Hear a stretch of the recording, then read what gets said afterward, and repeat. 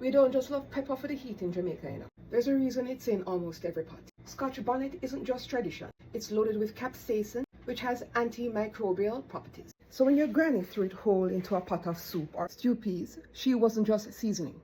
But that's not even the wildest part. When you're thinking of one of the most popular green vegetable grown or cooked in Jamaica, callaloo, it's rich in iron, fiber, folate, and vitamins A and C. So for a lot of our grandparents who dealt with low iron or high blood pressure, it wasn't a coincidence that they were eating it practically weekly. Stay with me though. So pepper plus callaloo plus saltfish in a pot is basically generations of knowledge disguised as breakfast. One has properties that fights bacteria, one rebuilds your blood. And we've been doing it since before wellness became a hashtag. So next time you roll your eyes at too much pepper or too much callaloo, remember, this was never just food. It was wisdom on a plate. And there's a reason that it survived so many generations. Follow for the next one.